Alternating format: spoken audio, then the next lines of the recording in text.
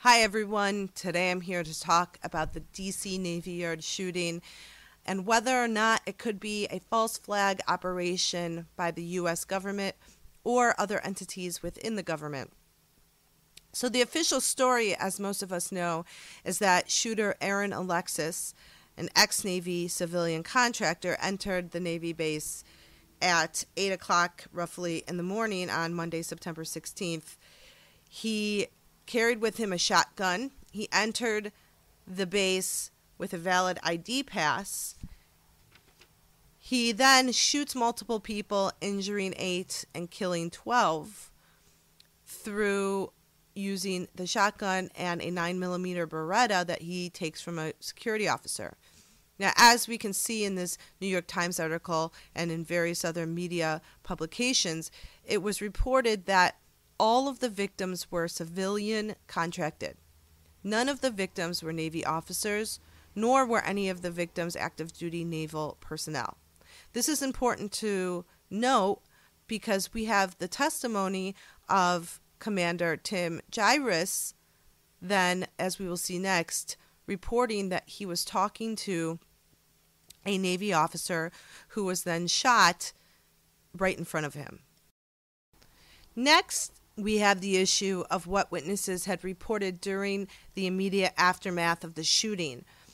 Many witnesses reported more than one shooter, which is why both the police and the media had originally reported that they were looking for a possible second or third suspect. It is important to keep in mind that in the case of a false flag operation, the majority of people involved in the situation may not even know the truth of what is really going on. That is to say that they, too, believe the situation to be a real event.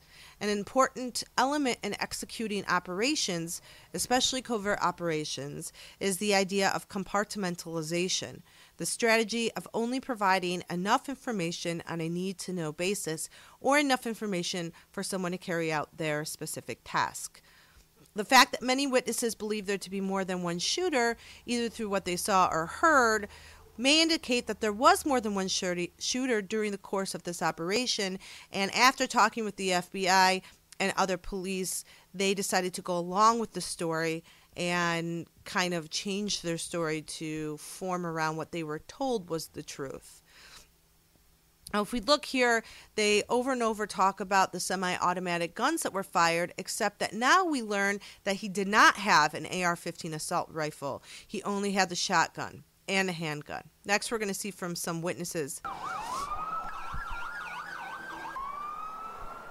The first frantic calls to police came in just after 8:15 a.m. Shots fired. Several people injured at the U.S. Navy Yard. I heard 3 shots. Pow, pow, pow. 30 seconds later, I heard 4 more shots, and a couple of us that were in the cafeteria knew they were shots, and we started panicking. Now, it's important to look at her, and she is reporting that she hears pow, pow, pow, pow, and she's describing an assault rifle, a semi-automatic weapon that they kept repeating over and over. And now we learn that he did not have that. He only had a shotgun, which cannot shoot that way, and a pistol. I know that I lost a friend today. I lost someone who I had served with in the Pentagon years ago with, I believe, to be one of the fatalities. Now, I want to point out the lack of emotion, first of all, or adrenaline coming from all of these victims or the witnesses of the shooting in the building.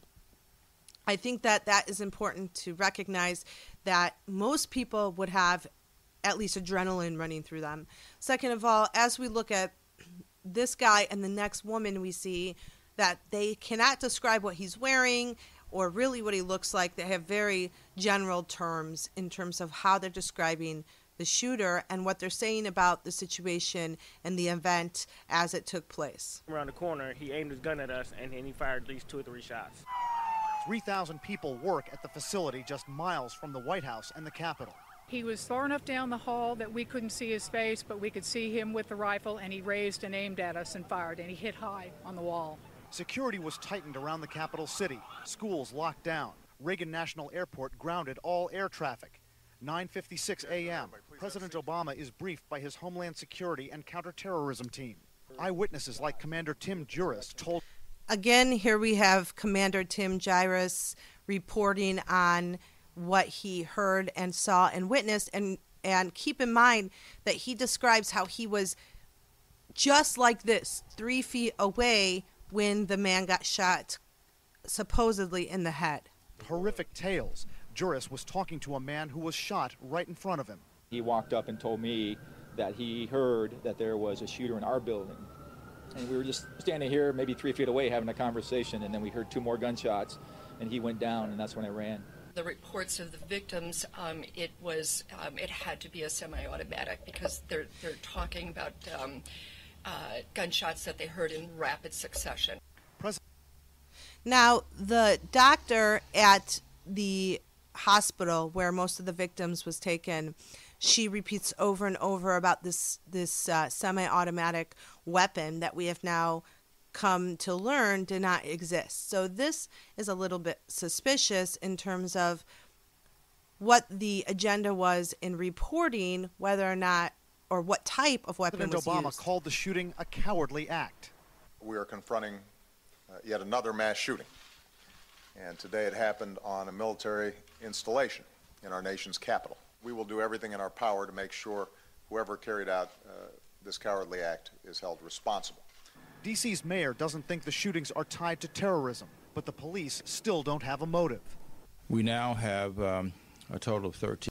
And again, we can see at the bottom of this screen that the police are looking for a possible second suspect, and there was a talk of a third one, and this is based on reports from witnesses, and we later find out that apparently all of these witnesses were just happened to be wrong, that there was only one shooter in the building at the time. Fatalities, including the shooter.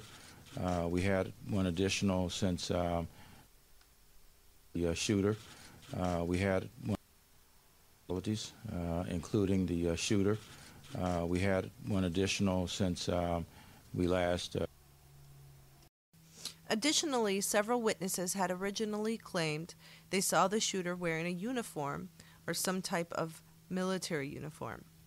As we can see here, reported on NBC News, Terry Durham, who was a witness, explicitly described the shooter to media, and she stated, quote, "He aimed at us and shot but missed. He was a tall man, appeared to have dark skin, looked like he was in some kind of uniform, and he had a rifle." The thing about her and other witnesses in terms of their explanation of him wearing a uniform is that they work on a military installation. It would be very difficult for somebody in the Navy or somebody who worked at a Navy base to confuse a military uniform, or a uniform for that matter, with the clothing that we see Aaron Alexis wearing on the FBI released video of the security cameras, where he's wearing a navy blue and white striped polo shirt and some type of navy blue slacks. So this is questionable. And why is this even important? Well, it kind of leads us to this question of who is lying. Were the witnesses lying that they didn't see a man in a uniform, they just made that up, or they made it up in their head? Or was Aaron Alexis really the shooter? Was there somebody in a uniform that day who had been shooting people, who these witnesses did see? And when they came running out, and when they first talked to media right after the situation, were they reporting what they actually saw? And that we're being told a story that has a false narrative. So here we have Tim Gyrus. Tim Gyrus is a Navy commander at the D.C. Navy Yard, and the media misspelled his name as Juris, as I've put up here. Tim Gyrus is one of the first witnesses to be interviewed and aired on the mainstream media directly after he left the building, during and after the Navy Yard shooting, and his recount of the story is very specific in terms of what he was doing, and that he saw the shooter shoot somebody right in front of him. So first, let's take a look at Tim Gyrus in the official Navy news report.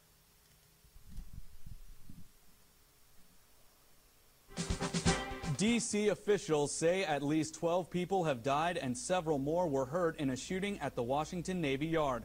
Pentagon officials confirm that Defense Secretary Chuck Hagel is receiving regular updates on this morning's rampage. A shooter got inside the Naval Sea Systems Command Headquarters building shortly after 8 a.m. Eastern.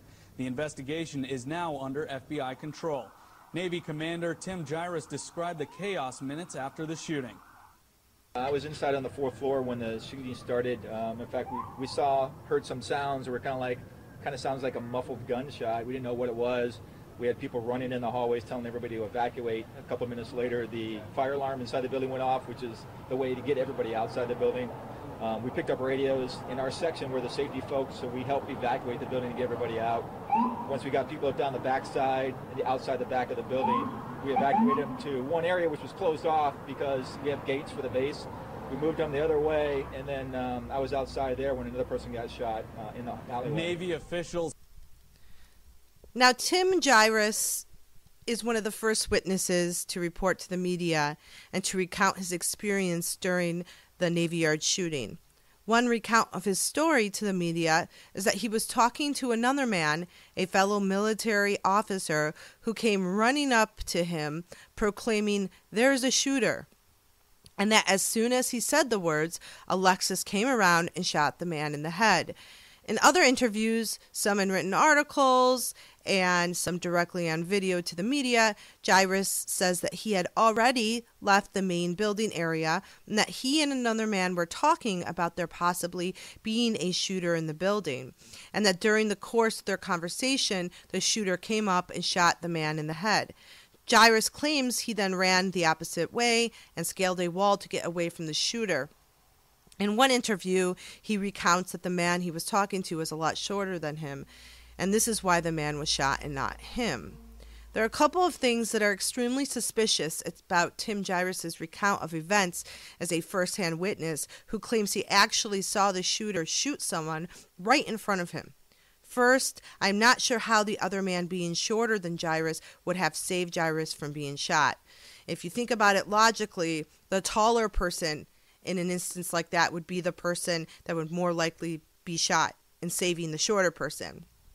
But next, Tim Gyrus recounts talking to a military officer in several news interviews. However, as we know from the official statement, all of the victims were civilian contractors. A naval officer of 17 years would definitely know the difference between a civilian contractor and a military officer. And lastly, Gyrus states that right in front of him, and he states this over and over in every single article and every single interview, that the man that he was talking to had gotten shot in the head. Now, if Tim Gyrus was right next to this man when he was shot, why would Gyrus not have any blood or brain matter splattered on his uniform?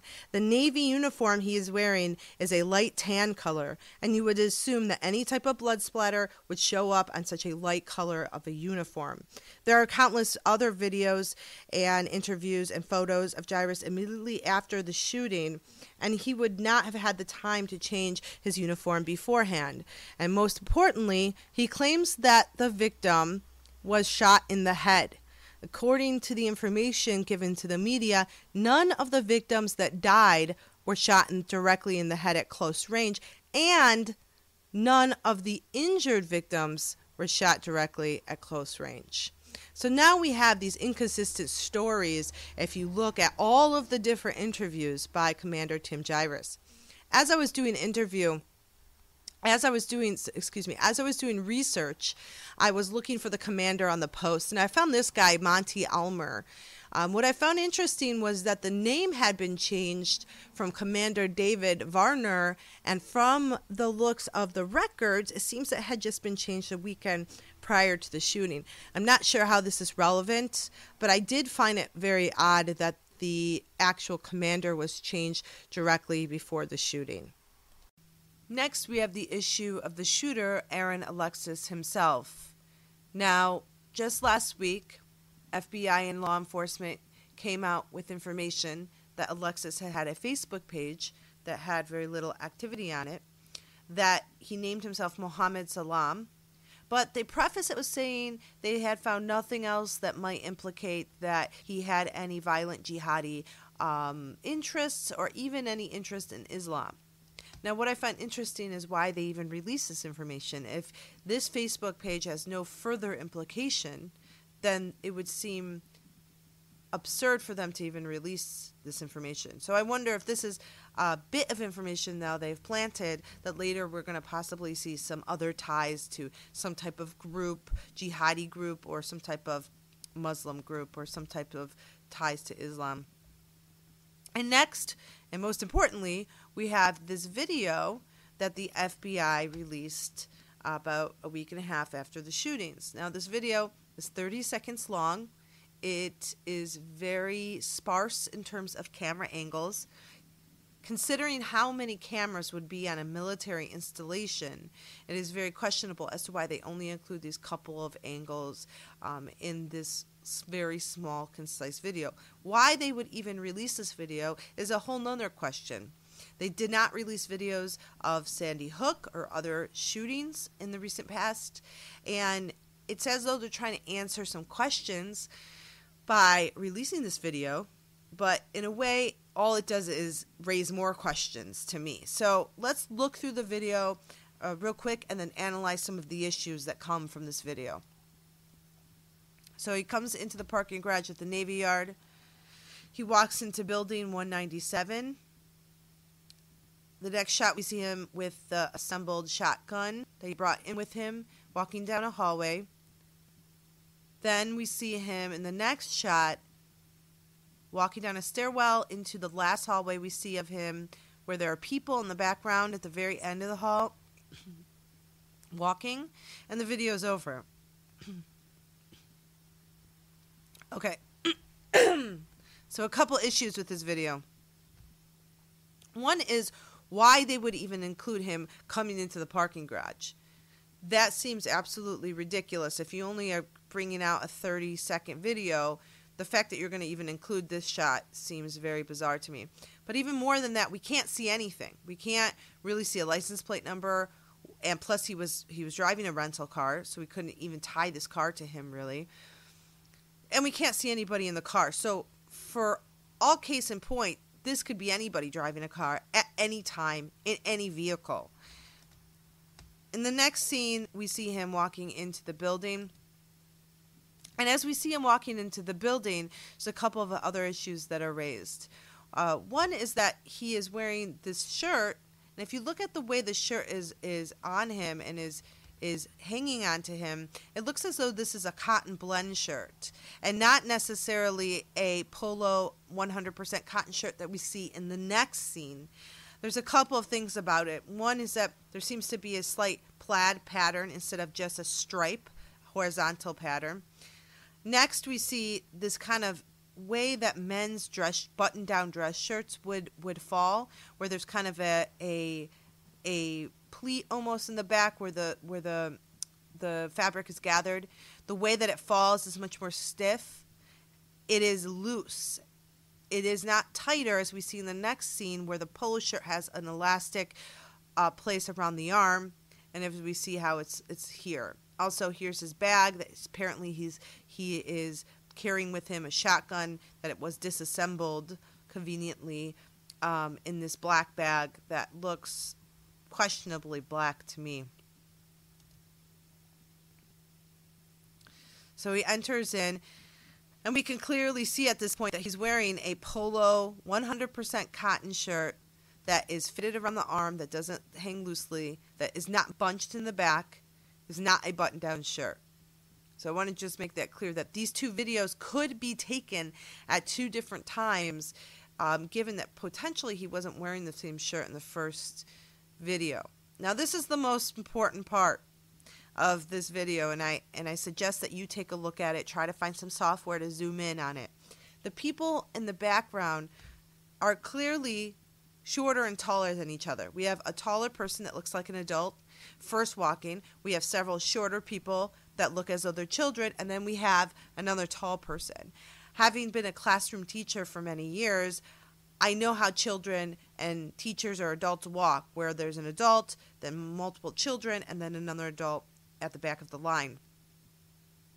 when I zoomed in, even the second to last person clearly was somebody that was incredibly shorter. Now, the likelihood, unless this Navy base had a whole bunch of little people working for them, would be the assumption that this is a bunch of children walking in a row. If we look at the relationship of height between the ceiling and the window and the relationship of height between the other two people that are walking that we see at first and at last, it is very questionable. I did a lot of research to try to see if there was a daycare or a school tour going on at this time, and I could find nothing at this building, at this Navy Yard, at the time of the shooting. You would think if children were present, if there were some type of school tour, this would be a media blitz, and we would hear about the fact that there were children in this particular office building at the same time in the same hall that Aaron and Alexis had a gun and they had it on camera. So I do find this whole question of people walking in their height at the end of the video, quite questionable. And then he runs down, we can see the rest of the people walking at the very end, and we can clearly see the height difference as they're walking. Like I said, I suggest that you go and look at that video. Now let's try with the software I have, which isn't good on this particular device I'm using to capture this video, but we can see the difference of the angles and the height between the people. And this is questionable about whether or not that video was even taken on the day of the shooting. Next, we have what I consider to be one of the smoking guns of the D.C. Navy Yard false flag shooting, which is that the shooting was reported by the media before it happened. In today's era of technology, with everything being hardwired to central systems and changing every second, it is incredibly seldom that you see incorrect timestamps or dates on online media or search engine content. While it is true that any timestamping system that is user-controlled, let's say, for instance, this blog that I run, it does not work this way for overarching systems such as media websites. So there are several different outlets that reported the shooting before it happened. First, we're going to take a look at the video from the YouTube account user Dabu77. I want to thank him. I'm using it because I can't find the original video or screenshot of the newspaper article from the Courier that was on September 16th, dated September 15th at 11:37 p.m. So let's take a look at that. And we're like, okay, maybe this could be a glitch here. Well, not when it happens twice. ABC News is reporting the same thing, and all that they put out was a headline dated September 15th, 2013. Sourcing the AP, prepackaged news. There's no other information besides that there's a shooter reported in a military building in the Navy Yard, at least one victim. Well, I'd say so. There has to be at least one victim for there to be a story. So we can see that the date was changed on the ABC News article to September 16th. And here we can see there's still no article. The page is still up. They changed the date, but they didn't write an article. They installed some type of video about America this morning, and when we run the video, it shows nothing about the shooting. I think this kind of raises more questions that they actually changed the date. Actors are ready. Well, now we have what may be the best smoking gun evidence yet, and it is time-stamped from September 15th. The Daily Courier citing the Associated Press, and I've told you many times that it's pre-packaged news. Come on, it's the AP for this government. These guys must have put this in to the system right before midnight, right before they left the office on the 15th.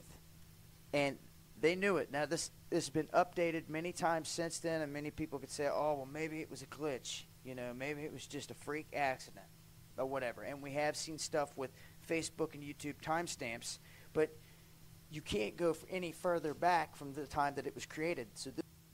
So here we can see the Daily Courier as of September 30th, and they changed the date too to Tuesday, September 17th, which makes it very questionable as to what was going on. Why did they now change the date if the date wasn't wrong to begin with?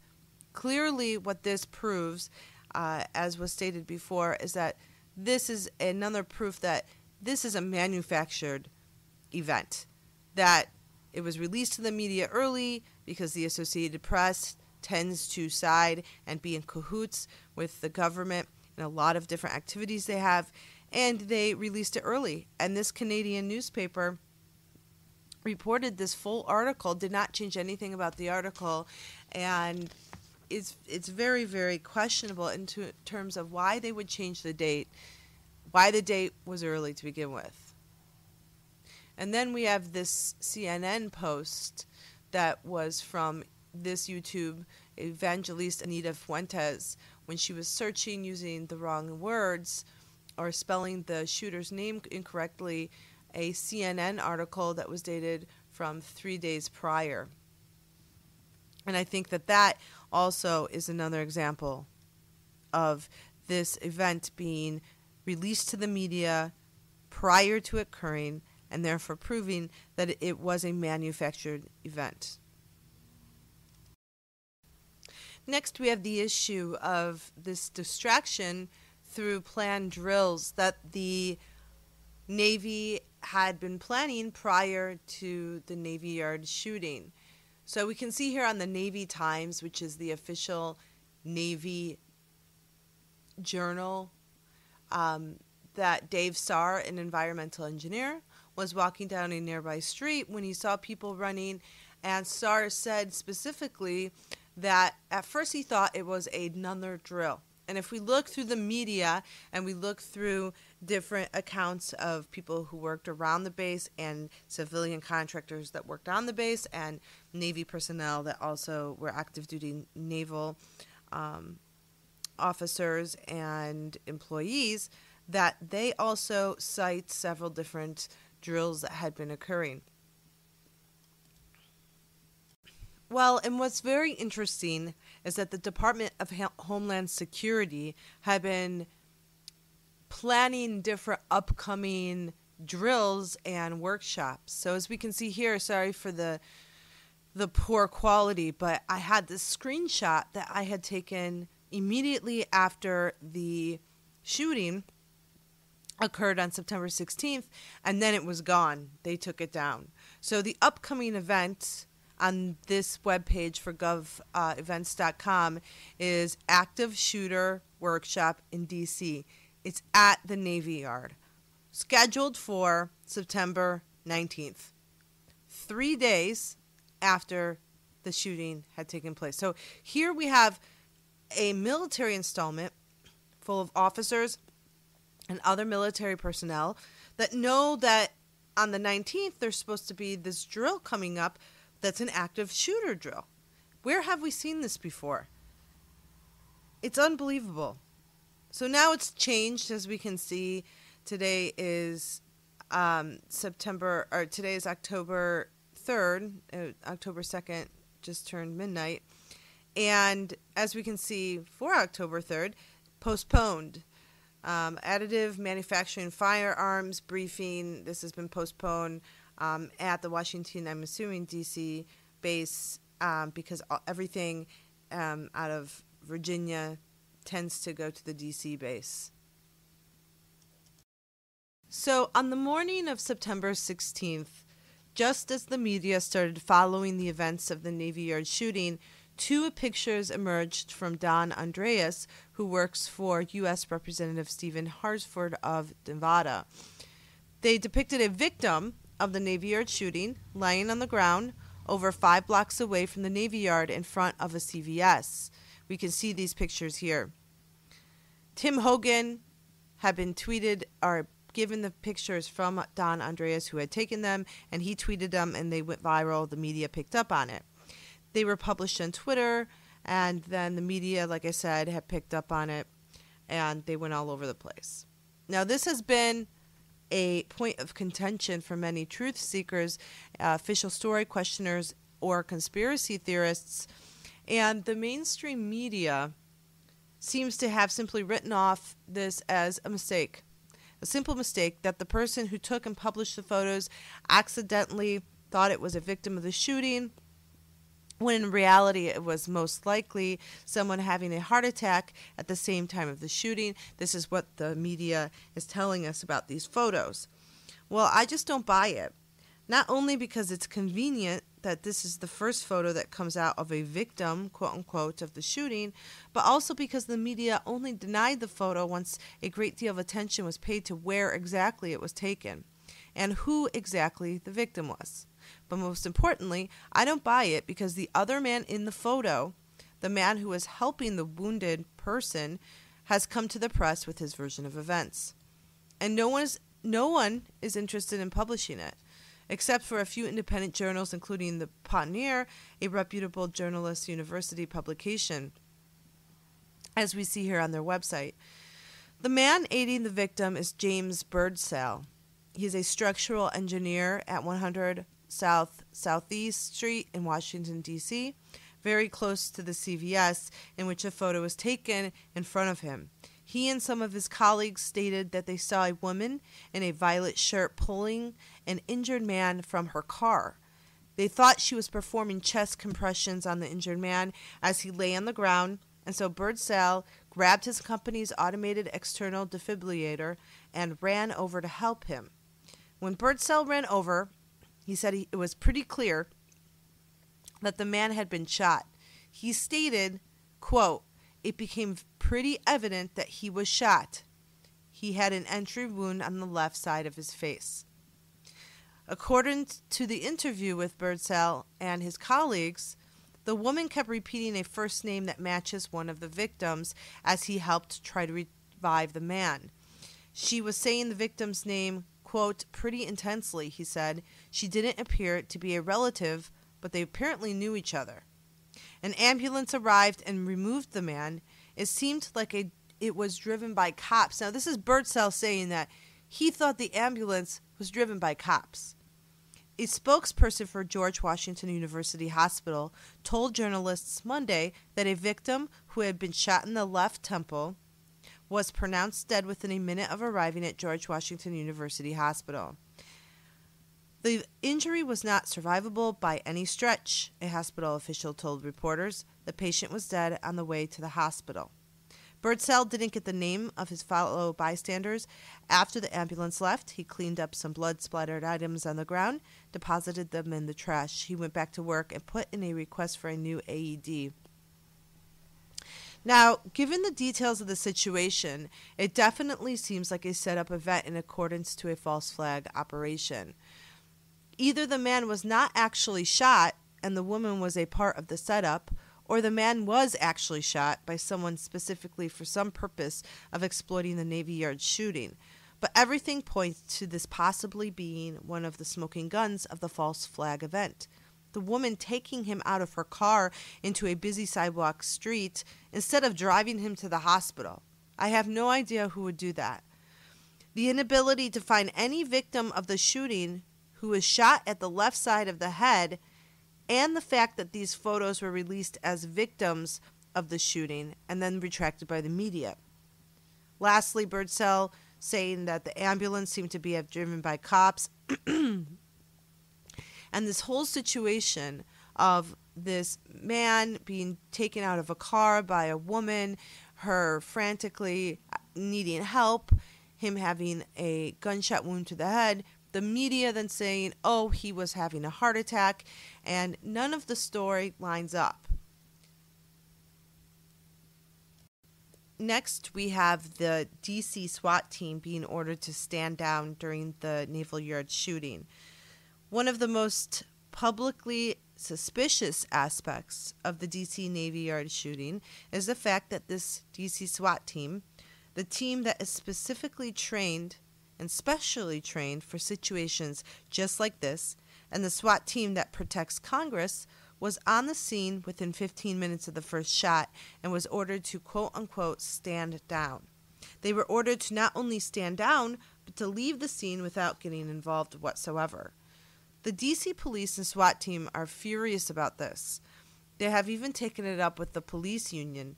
They feel as though if they had been able to do their jobs, had they been able to enter the Naval Yard and take the shooter down sooner, they could have possibly saved quite a few lives, and the outcome could have been completely different.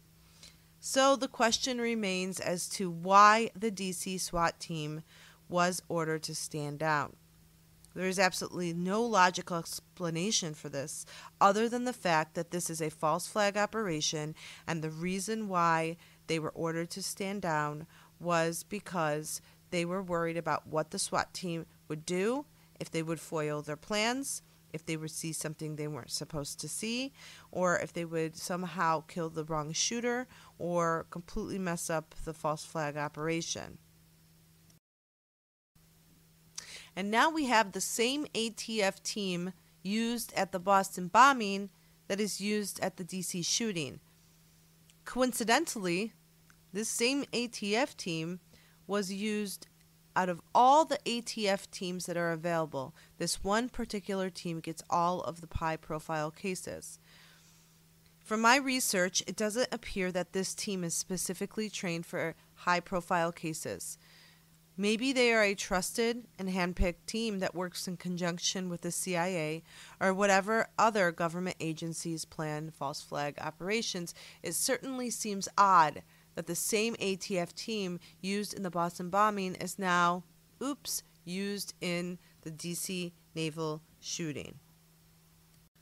Now, I brought this up before about the witnesses and their behavior directly after the shooting occurred. Now remember, many of the witnesses that are videoed and interviewed directly after the shooting by the media either directly saw somebody get shot, a shot was aimed at them but missed. And my question is, if you were in a near life-ending or a life-threatening situation, would you not be upset or emotional, or at least have adrenaline pumping through you?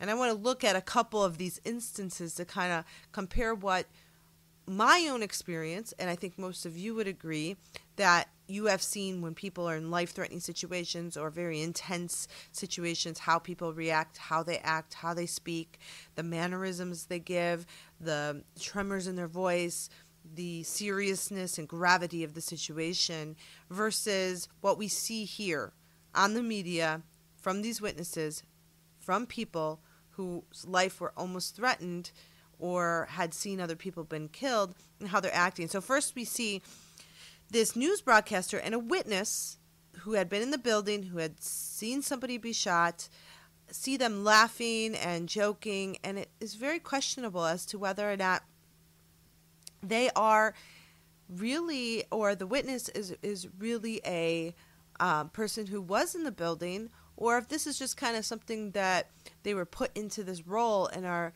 I hate to say actors, but are, pretending to be witnesses, because if you didn't actually go through that situation, you're not going to really exhibit, you're going to be acting that part, and they don't act it very well if they are. So if we look here, we can see a YouTube video. Hopefully up again. Let's listen in. Cover your guest, Sam. He's your guest. Okay, looks like they were in a break there, hoping to get more information from them and an affiliate, and we want to go back to them as they're doing an interview with someone we believe that was inside the building. Let's listen. But obviously, you must have been a nervous man this morning. It was a fairly terrifying experience, but that's when you think that this is what we trained for, this moment. Now, let's go. Let's do it. This is no drill. Okay. All right, that's it from here. Reporting live, Sam Ford, back to you. Okay, so there you Cover your guest, Sam. He's your guest.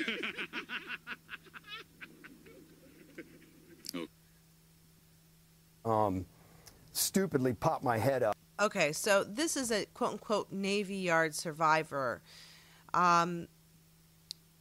This gentleman is on CNN, and he is talking about one of his colleagues, his friends, who is shot right in front of him. Now, these is, of course, days later, but I just have to question his acting ability, how he's recounting this. Now, there's a possible chance that this gentleman is just weird and odd, and no matter what kind of situation he was in, he would act this way. But I can't help but laughing just thinking about what we're going to watch next, because it's almost so over the top ridiculous. I hate laughing because it's such a horrible situation he's describing, if in fact it happened. But I just really don't think at least this guy was there. So let's listen to him. And saw him reach over the end of my cube row and diagonally shoot across the row to where one of my friends was sitting. So you actually saw him aim at one of your coworkers. He wasn't just kind of firing randomly. He was actually aiming. Oh, no.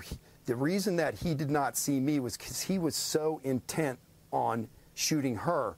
And I spoke with her this morning, and she told me the reason that was because she was looking him dead in the eye when he shot her. We spoke with each other this morning, and I was just so glad that she was alive and that nothing else happened to her and that she got out. And then when he shot her, she told me that the force of the blast was so strong it drove her into the ground, and now she has a black eye. And bits of her scalp are scattered all over her cubicle. Her right finger is blown off almost completely at the tip. They're trying to say. I want to also note how his story tends to kind of evolve. He'll say there's 4 shots. So, I guess memory can change, but the story he's telling seems to kind of be made up as he goes along sometimes. And what she did was she went like that. And it got her on this side of her head. And so what happened was he shot at her, and then I ducked, hid, and then I heard him take another shot, and that was when he shot Mary Knight. Okay, and the reason I know that was when he shot Mary Knight, and it was definitely 2 shots. The first one was Frank, the second one was JJ, the third one was her, and then the fourth one was Mary Knight, because after she was shot, she turned around while she was curled up and watched him shoot her. Now, to the other breaking story tonight. And now we have Alexis's mother coming out with a verbal statement. She's not seen on camera. Only her voice is being heard. I have to say that upon listening to it over and over and over and trying to analyze it from more of an emotional and a psychological aspect, that she is definitely reading off of a script. Now, whether or not this is really his mother and she wrote it down and she's in shock and so her voice is coming off this way is a question, of course. It's a very small possibility this is true, but from all this analyzation that we've done so far and looking at the track record recently of our government, I'm starting to feel like this is definitely a false flag operation. And when we listen to this woman speak, who is supposedly Aaron Alexis's mother, she feels very kind of dry and monotone, and in that she's speaking in such a way that makes you question whether or not there's a legitimacy here in terms of this woman and who she is and if she really is who she says she is. So let's listen.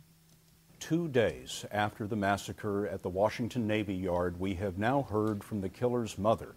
Kathleen Alexis released this audio statement from her home in New York. Our son, Aaron Alexis, has murdered 12 people and wounded several others.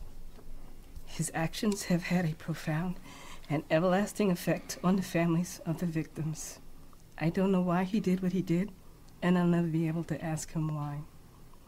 Aaron is now in a place where he can no longer do harm to anyone, and for that I am glad. To the families of the victims, I am so very sorry that this has happened. My heart is broken.